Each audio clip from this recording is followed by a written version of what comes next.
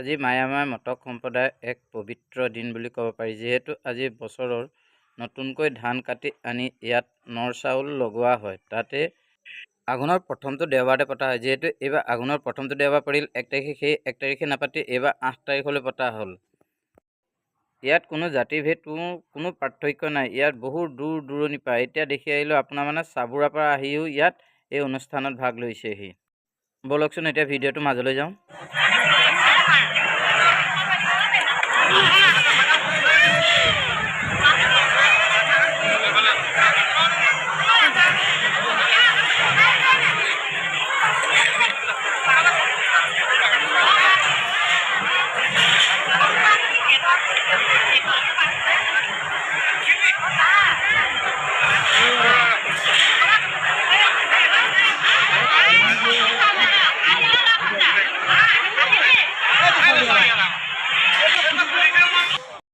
ইয়াত আপোনালোকৰ মনৰ যিবিলাক আশাৰ লৈ চাকি বন্তি জ্বলাই সকলোবিলাক আশাৰ পূৰ হয়। দেখিব ইয়াত প্ৰায় 100 অধিক বিঘাৰ মাটি আছে। এই মাটি এটা বৃহৎ এলেকাৰ আৰু 100 অধিক।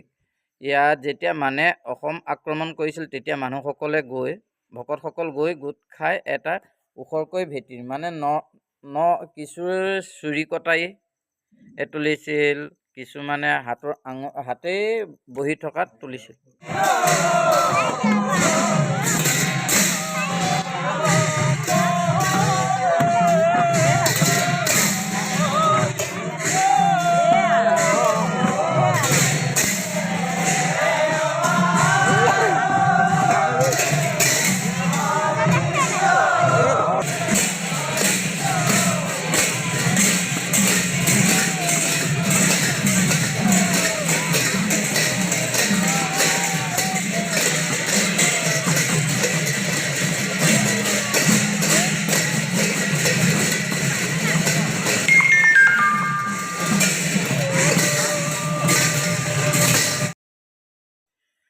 এতিয়া দেউৰীয়ে আপোনাৰ খাজ বিলাইছে। খাজ হ'ল